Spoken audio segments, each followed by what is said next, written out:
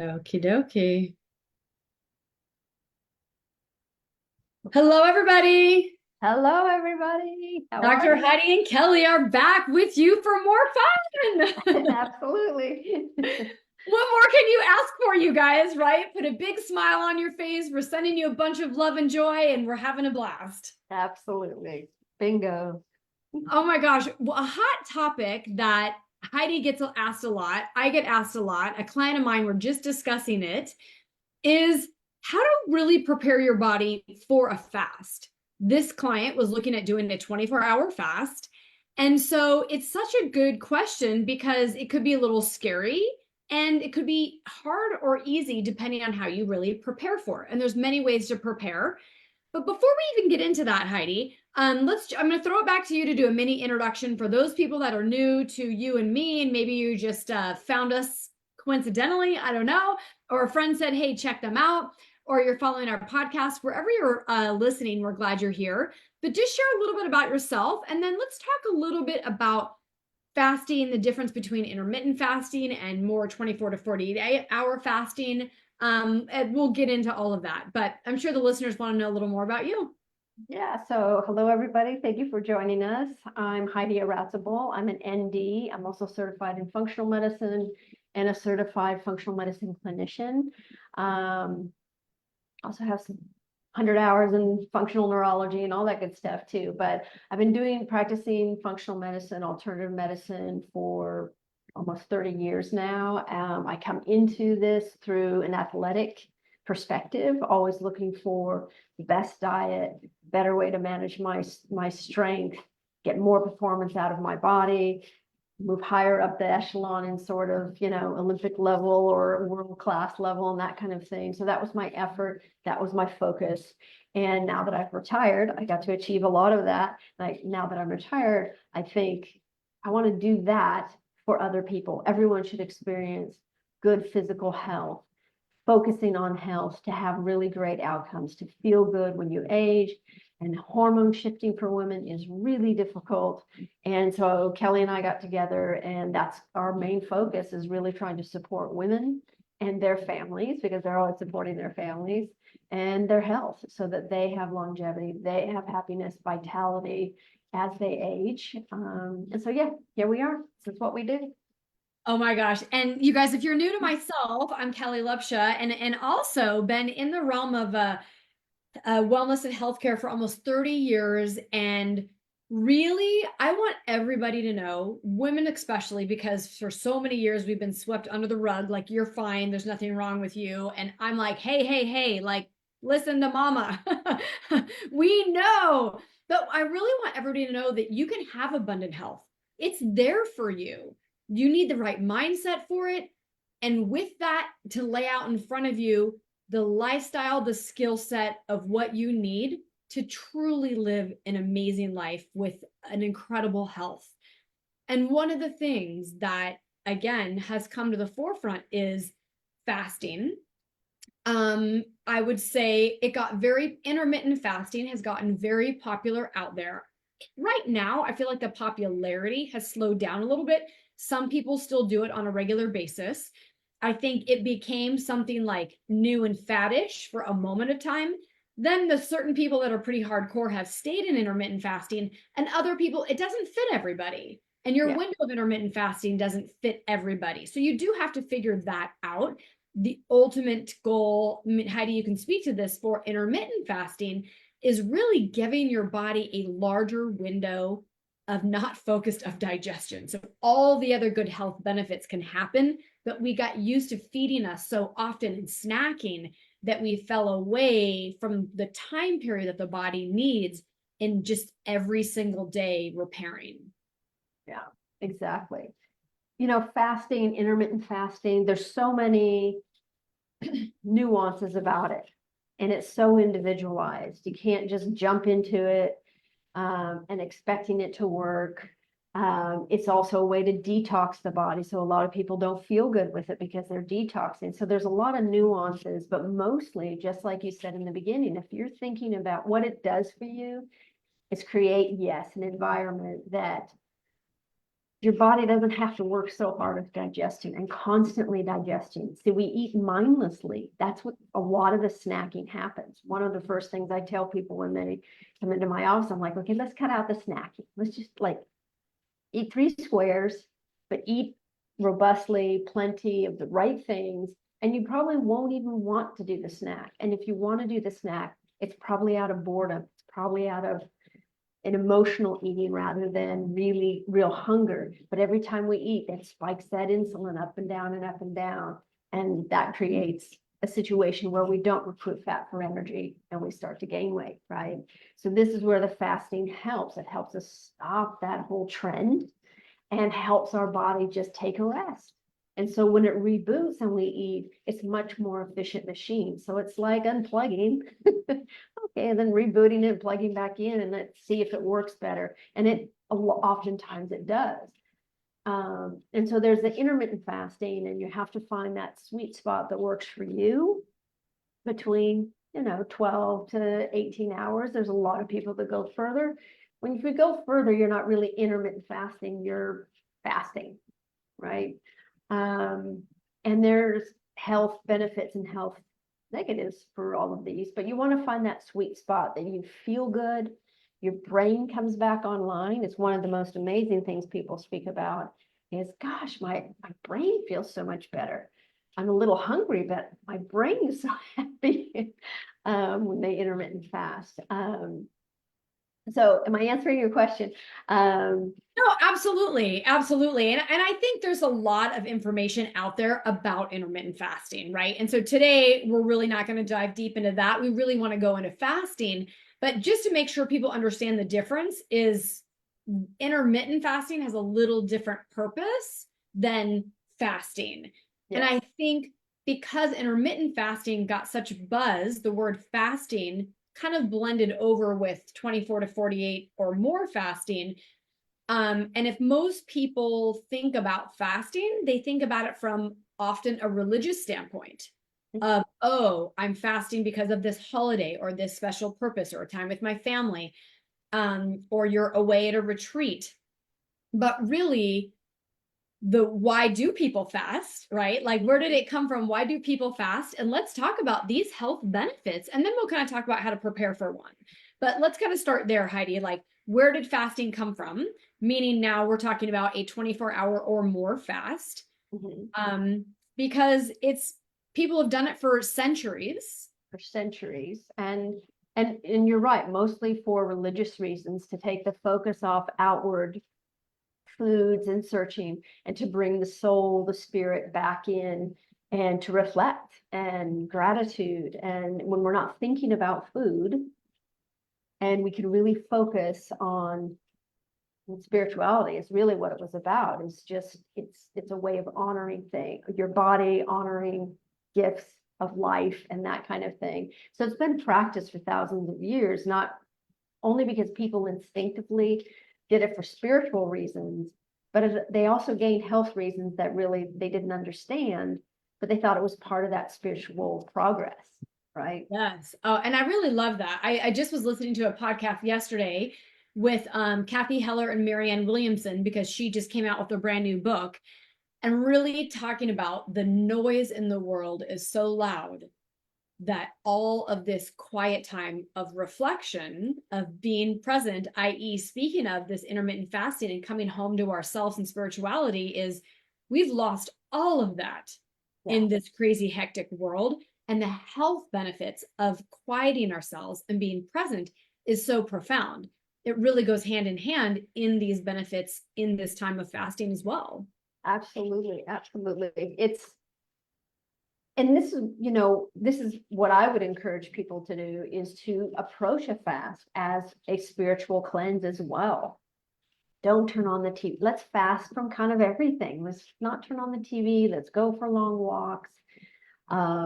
Let's just have 24 hours, maybe, of just being calm and read a good book. Just don't do the usual busyness that you have, and really notice the difference in yourself.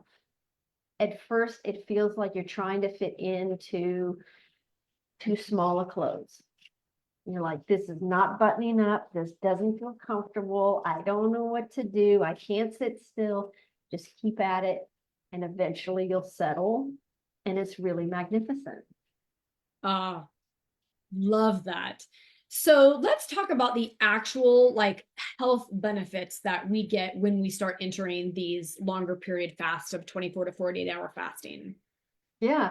The main thing that happens is we allow our bodies to, well, autophagy. Autophagy is where a cell will basically they clean off dead cells, clean out dead debris out of the cells so they become more resilient cells. They'll kill off the non-functioning cells will die away, and it allows those more robust new cells to be even more resilient. So they resist bacterias and viruses is the big thing. And so autophagy is profound in just our cellular makeup and our cellular cells' ability to clean up debris, get rid of debris, and reignite themselves. So the fasting is the most profound in doing that.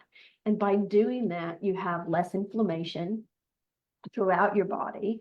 You have better resilience for your immune system response throughout your body. And it helps clean your brain because our brain has little cells in there too, migrating motors in there, and they're actually called that, migrating motor systems in there that clean the debris of our brain. And when we're fasting, it not only helps our body, but it profoundly helps our brain to restore, recover, function better so that these tangles and lesions and things don't collect in our brain and toxins to collect in our brain. So profound health results, if you will. Yes. And so it's really an interesting time to think about. They did it years ago. We didn't have the science to back up the actual benefits from a physiological standpoint. Now we do.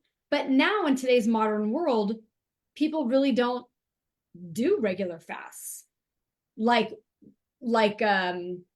so many people naturally did years ago. It's become this modernized world that people are like, oh, I should. Oh, I didn't know. Oh, it's all based on, let's go out to dinner where like it's food is such a prevalence that lack of food or no food, it's like, why would I do that?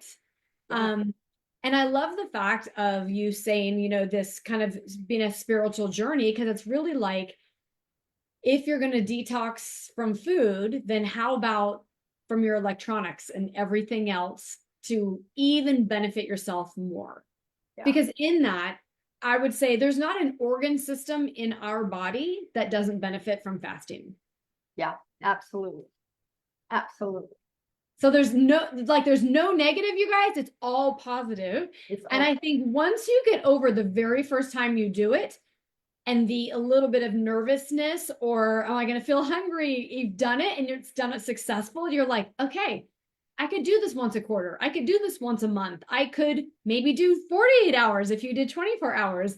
Then it kind of gets a little bit exciting.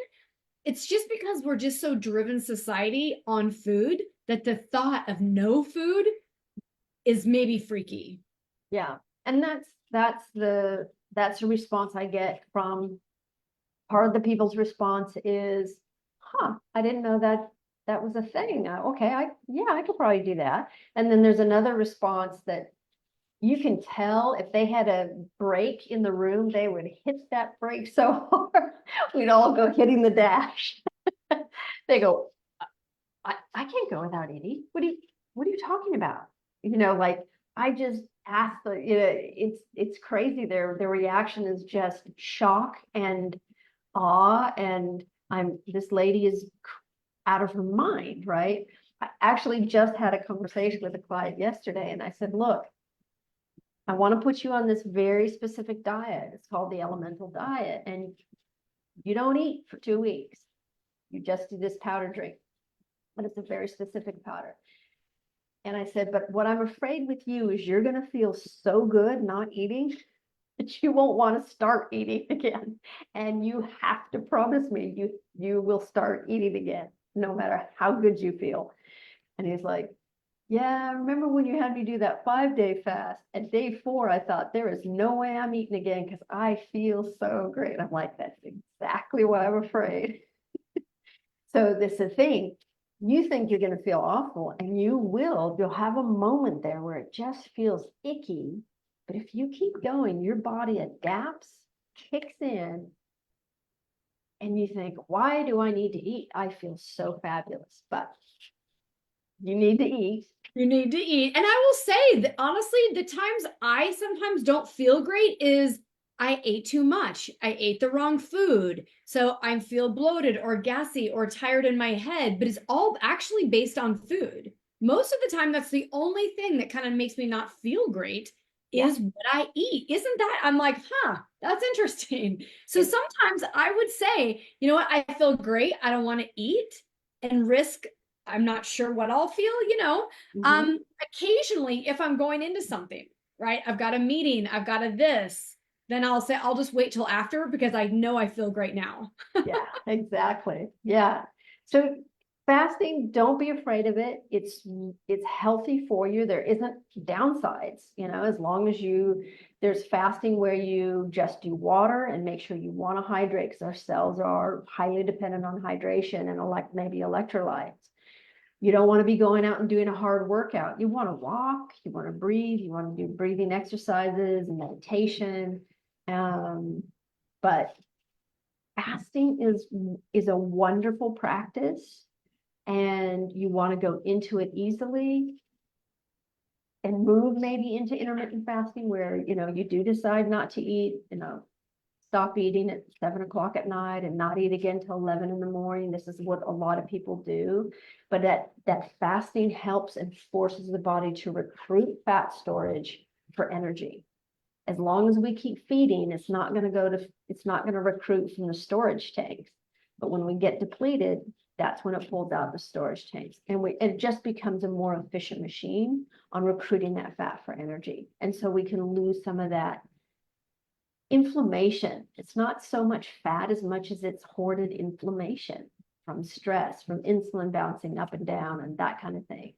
So try the fasting. There's all kinds of ways to do it. So read up on it. There's good information out there from practitioners, or you can ping Kellie and I have a special concoction that you can put together for 3 days, and or you just do water. But reach out to us, and we can give you suggestions or point you in the right direction. Yeah, you guys, absolutely. And I think for most people, the first thing that comes to mind maybe is weight loss. But really, you guys, I want to just, reiterate that if we can reduce this inflammation, you're looking at really longevity. Then we're looking at real health, specifically brain health. Because brain health is something that we don't really think about or improve upon or work on or have a plan for until we're in cognitive decline. And especially speaking for women, and especially, after menopause, is we are at risk for early cognitive decline. And we've got to be supporting our brain health. And fasting is one of those beautiful ways that we can do so.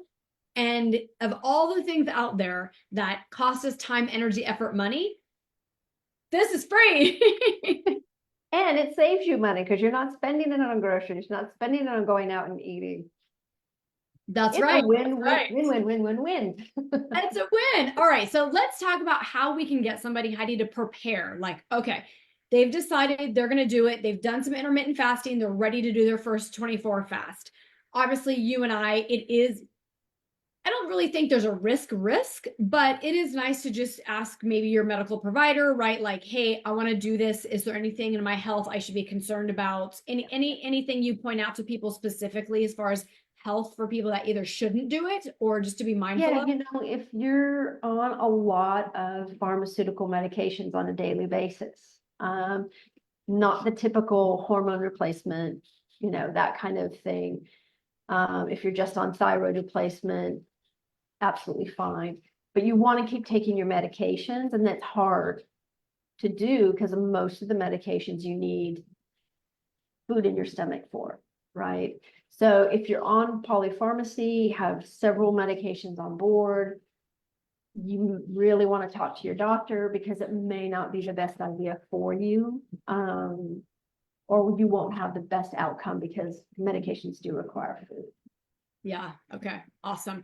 And then we really kind of talked about this working up, meaning like, you've started with some intermittent fasting, you're understanding it, you get it, you're ready for the next fast, what to eat or drink prior to this, say, 24-hour period of time. Obviously, you're just speaking to hydration. Some people want to know what they should do before and what can they do on their fast. Like, is it just water with lemon, water with electrolytes? Like, what should they be on their fast, and what should they be doing the day before? Yeah, so the key to a fast is not to eat or drink anything, and it's going to kick you out of a fast. So coffee won't kick you out of a fast. If you put olive oil or MCT oil in it, that will not kick you out of a fast. If you have anything with sugar in it, and even stevia or an alternative sugar, will kick you out of the fast. So you just want to be mindful of that. Most of the time I recommend with people you can do maybe a diluted green tea and some lemon, because the green tea will give you some energy. It also helps with polyphenol. So as you're detoxing, it's going to really help grab those free radicals and flush them out. And then the lemon will keep your stomach from getting too acidic. And so that will help with any stomach issues. One of the things I always like to tell people is if you start to get hungry, you're not drinking enough water. If you start, and if you're getting not hungry, but if you start feeling dizzy or weak, you're probably not drinking enough. If you start getting a stomach ache, you're drinking too much. You're panicking, like, oh, I gotta drink, I gotta drink, I gotta drink. If that's not what you do every day, you can't load your stomach up with it. So use those sort of as guideposts, that if you're feeling weak, it's not enough. If you're feeling tummy pain, anything like that, bloated, it's probably too much. Back off a little bit.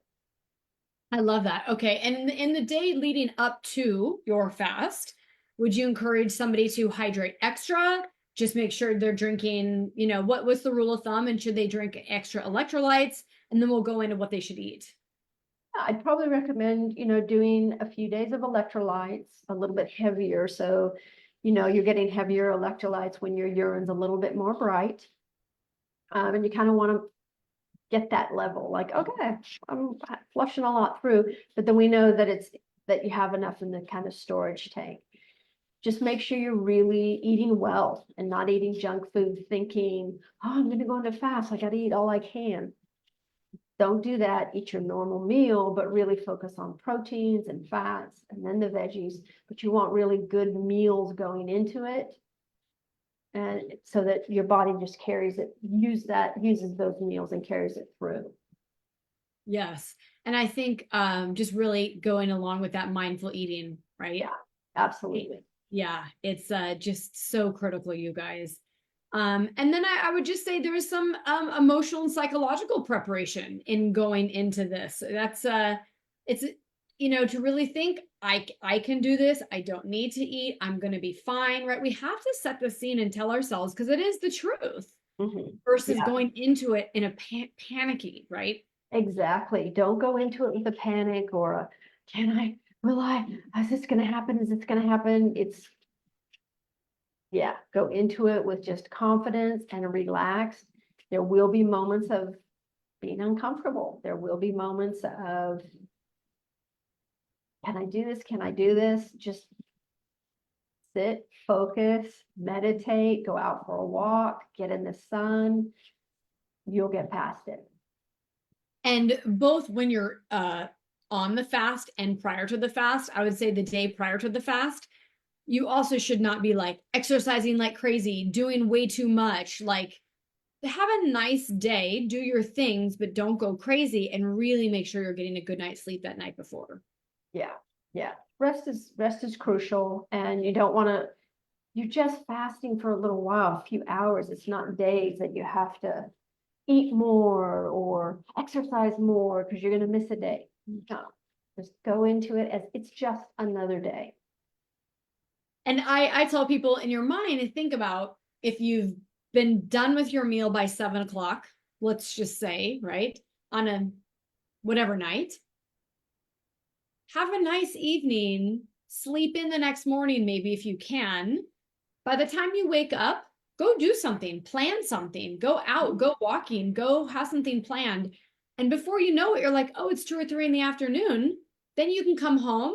And then, 4 or 5 o'clock, then you can start preparing whatever your meal is going to be to break it and have this beautiful, amazing, nutrient dense meal for you and like savor it and love it and enjoy it. After the fact. So it's you kind of don't even miss a meal. Like, yeah, you're missing that lunch or breakfast or lunch-ish. But if you just plan your day, think about it like you just didn't eat that day. Like, oh, I was busy, I just didn't eat that day. Don't Yeah. get consumed. It's really fine. Yeah. Yeah. Don't panic. It's all good and you'll feel better for it. Yes. So Heidi and I want to know when you do it, tell us what was your big breakthrough? What did you feel? Because we want you to be the best version of you. And we can't wait to hear those ahas. And once you've done a 24-hour fast, do a second one before you just start like, I can do 3 day, right? Like just pace yourself. And I think you'll find it's actually something that you look forward to. Yeah. And maybe put it on the schedule once every 6 weeks or something like that. Just kind of put it on the schedule so that you have something to look forward to. Everyone around you knows, oh, mom's going to be fasting on this day. So you help prepare them to ultimately help you have success. Yeah, so good, right? Prepare the people around you, and then it's easy peasy. Yeah. Oh my gosh. So I hopefully everybody that was helpful so we could kind of distinguish the difference between intermittent fasting and what a true fast is, the health benefits of the fast, and really how to prepare yourself. If this is the one thing people always say, like, what's the one thing I'm like struggling, the needle's not moving in my health. If you haven't fasted, fast. And it might just be that thing that starts getting things moving in the right direction for you. Yeah. Unplug, count 10 seconds, reboot. Like they always tell you with your machinery, it's amazing how it helps the body function more efficiently as well. Excellent. Reboot. We all know when our computer needs it. And sometimes it's just like the body, it's slowing down. It's time for a reboot. Exactly. Well, it's always a pleasure to be with you guys. We hope that you learned something fun. We hope you're going to go out and try a 24-hour fast. We can't wait to hear all of your results. All right. Yeah. Take care, everybody. Be well. Until next time, see you soon.